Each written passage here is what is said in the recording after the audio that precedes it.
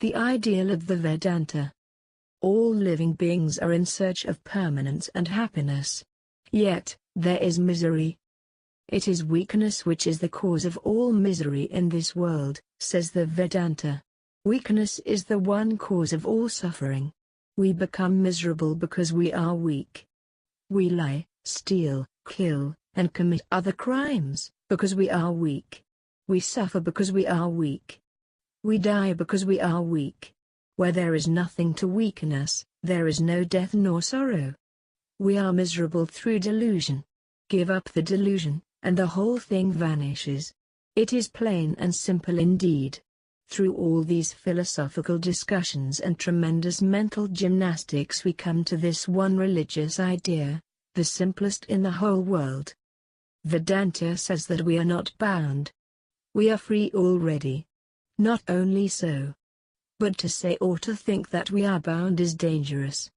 It is a mistake. It is self-hypnotism.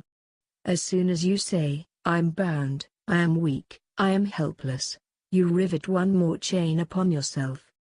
Do not say it, do not think it. Always say, "I am pure, I am divine, I am glorious." So you are always perfect, eternally perfect. Nothing ever changes your nature, or ever will. All these ideas that I am imperfect, I am a man, or a woman, or a sinner, or I am the mind, I have thought, I will think. All are hallucinations. Everyone must be looked upon as spirit. That is the ideal. Teach yourselves, teach everyone his real nature, call upon the sleeping soul and see how it awakes. Power will come, glory will come, goodness will come, purity will come, and everything that is excellent will come when this sleeping soul is roused to self-conscious activity. This is the great Vedantic ideal. The ideal of the Vedanta is that all wisdom and all purity are in the soul already, dimly expressed or better expressed. That is all the difference. The difference between man, and all things in the whole creation, is not in kind but only in degree. The background, the reality, of everyone is that same eternal, ever blessed, ever pure, and ever perfect one. It is the Atman, the soul, in the saint and the sinner, in the happy and the miserable, in the beautiful and the ugly, in men and in animals. It is the same throughout. It is the shining one. The difference is caused by the power of expression. In some it is expressed more, in others less, but this difference of expression has no effect upon the Atman. If in their dress one man shows more of his body than another, it does not make any difference in their bodies, the difference is in their dress. We had better remember here that throughout the Vedanta philosophy, there is no such thing as good and bad. They are not two different things, the same thing is good or bad, and the difference is only in degree. The very thing I call pleasurable today, tomorrow under better circumstances I may call pain. The fire that warms us can also consume us, it is not the fault of the fire. Thus, the soul being pure and perfect, the man who does evil is giving the lie unto himself, he does not know the nature of himself. Even in the murderer the pure soul is there, it dies not. It was his mistake, he could not manifest it, he had covered it up. Nor in the man who thinks that he is killed is the soul killed, it is eternal. It can never be killed, never destroyed.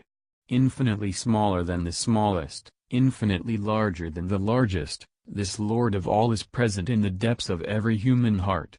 The sinless, bereft of all misery, see him through the mercy of the Lord, the bodiless, yet dwelling in the body, the spaceless, yet seeming to occupy space, infinite, omnipresent, knowing such to be the soul, the sages never are miserable.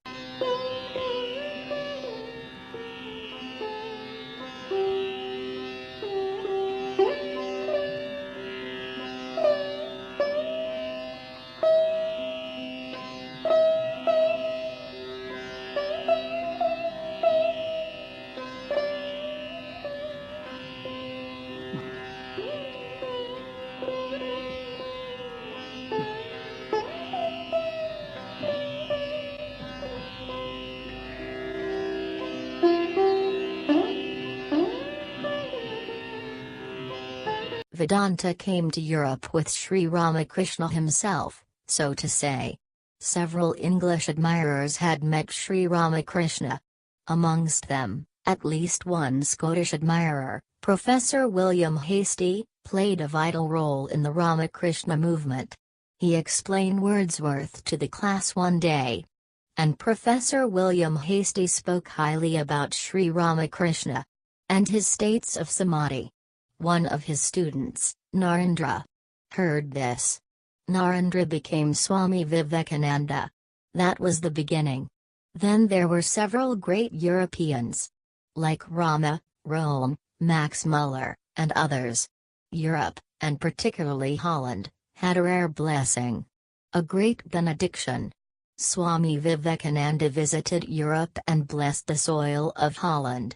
Vivekananda stayed for 3 days in Holland, at the Victoria Hotel in Amsterdam, from September 12, 1896 to September 15, 1896. He left Holland on September 16, 1896. Further, at least 2 Dutch great men contributed enormously to Vedanta. One of them was Swami Attilananda, who was Holy Mother's disciple. Swami Attilananda subsequently remained in India, performing austerities in the lap of the Himalayas for 40 years. The other was Henry Jan van Hagen. Henry Jan van Hagen finalized the emblem of the Ramakrishna order. Henry Hagen also pioneered in spreading Vedanta in the United States, by printing books and pictures. Vedanta continued to influence the Dutch quietly during the last century. Swami Yatishvaranandaji gave many talks during the 1940s in Den Haag. A library was founded. Books were translated. Then came Swami Ranganathanandaji. Ranganathanandaji visited Holland first in 1961, and then every year from 1970 till 1986 and gave talks. He inspired hundreds in Holland. Swami Ritajanandaji from France also did pioneering work. As a result, a group was formed. This Vedanta group was established on firm grounds on the 150th birth anniversary day of Sri Ramakrishna, on March 12, 1986. Vedanta Society of Holland, thus, began on the holiest day. 3 years later, in 1989, the Ramakrishna order accepted this as an official branch. The Vedanta Society had its first monk, Swami Chidbasanandaji. Chidbasanandaji arrived in 1989. Vedanta Society of Holland started in an apartment in Amsterdam Zuid. The society had its own house here in Amstelveen in 1993. After Swami Chidbasanandaji passed away in 1993, the second Swami arrived. He was Swami Sarvatmanandaji. Swami Sarvatmanandaji strove much for the betterment of the society. Due to their able guidance, the institution grew. Sarvatmanandaji passed away in India in 2015. Several devotees worked hard for the good of the Vedanta Society. Their contributions are unforgettable. Holland produced several Vedanta monks, of them. Special mention should be made of Atmatat Nandaji, who lives in Hollywood. The Vedanta Society in Holland now looks for a bigger house, in order to grow and to serve Holland in a better way. During the financial year, that is, between July 2017 and June 2018, the center has conducted various programs, events, and activities. First of all, regular, daily worship in the morning. Worship pleases and awakens the divinity. Next, noon prayer, and evening vespers. Followed by meditation and singing. These are the daily, regular activities. All are welcome for evening services, which begin at 19 hours. 7 p.m. As it was during the previous financial years, the Vedanta Society celebrated all the birth anniversaries. The birth anniversaries of Ramakrishna, Holy Mother, Swami Vivekananda, Swami Brahmananda, Krishna, Rama, the Buddha, and so on. In each of these festivals, there was prayer, and there were offerings, music, chanting, and prasad. These events apart, we celebrated Christmas Eve and Kalpataru Day. The worship of Guru, Shivaratri, birth anniversaries of Shankara, Ramanuja, and so on were all conducted as usual. Hanuman Jayanti and Sarasvati Puja also were held. The biggest of all events were the 3-day-long Durga Puja. Since the last 3 years, by Mother's grace, we have been worshipping Mother Durga on all the 3 days. We also had the worship of Mother Kali. Religious festivals apart, we had some other important events at the Vedanta Center. The highlight of the year was the 150th birth anniversary of Sister Nivedita, also called Margaret Noble. During the event, several speakers spoke, children displayed their talents, volunteers helped. It was a good event. There is a peace organization in Korea called HWPL. They organized several peace events at the Vedanta Society.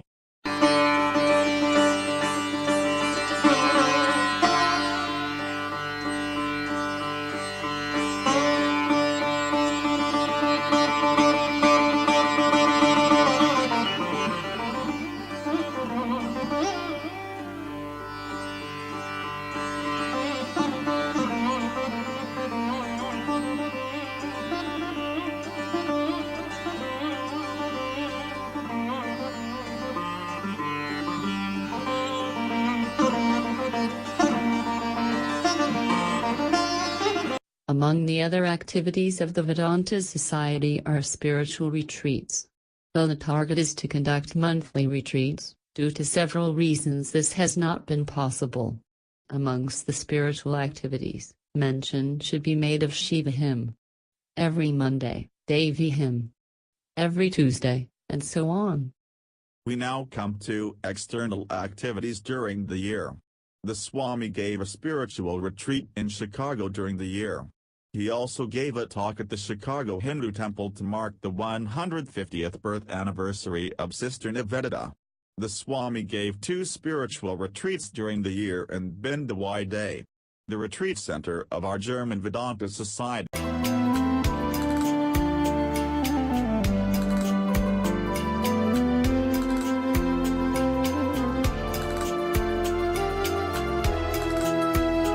Mubarak Mosque of The Hague conducted a peace conference. The Swami represented the Vedanta.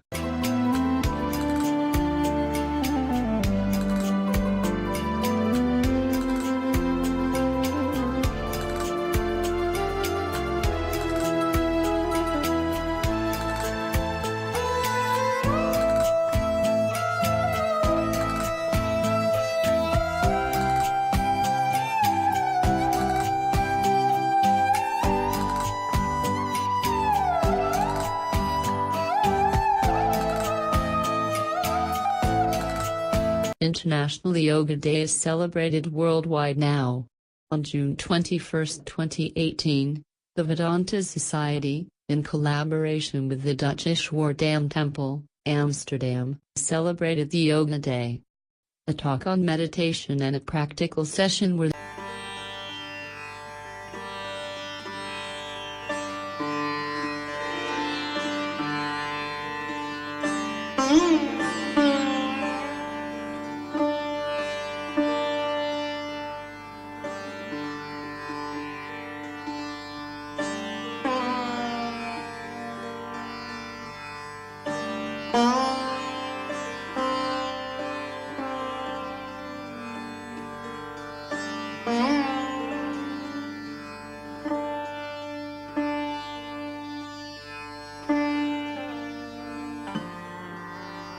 The Swami also gave a 15-day-long discourse on the Mahabharata. It was perhaps for the first time that a discourse on the huge epic history, the Mahabharata, was organized in Holland. This series of lectures was organized by the Ram Temple. The Vedanta Society of the Netherlands delivers Gita lessons every Monday at the Shiva Temple, in Belmar Arena. The Swami gave an extensive lecture on the different aspects of Hindu Dharma at the Ganesha Temple, Meern, Utrecht, in September 2017. Dharma Dialogue. Every Saturday, as far as possible, the Vedanta Center conducts Dharma Dialogue. It includes a session of Gita studies, and then discussion on some useful subject.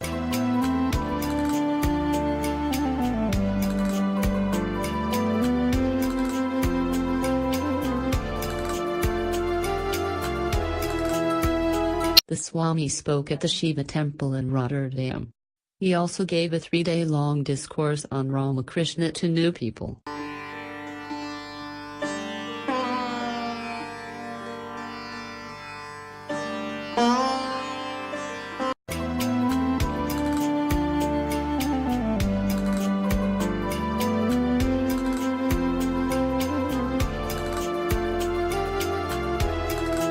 Our presence in the social media.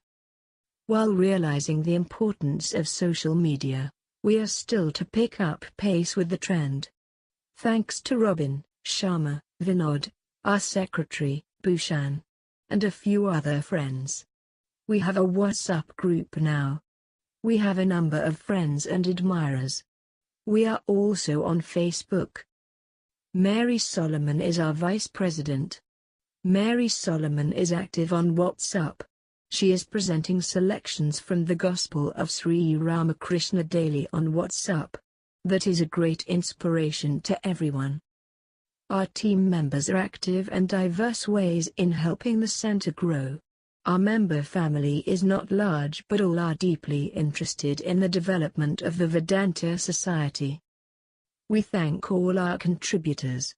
We thank our senior members, who are an inspiration to the younger generation. Despite health issues, several of the senior members participate in almost all events. This is a lesson to the youth. Amongst our senior members, we thank Mr. K. Spookema. Mr. K. Spookema has translated several books into Dutch. The latest presentation is The Practice of Meditation. This is one of our publications this year. We thank our friends and members for all that you are doing for the growth and development of the center. May the blessings of Sri Ramakrishna, Holy Mother, and Swami Ji be on everyone. Hari Om Tat Sat.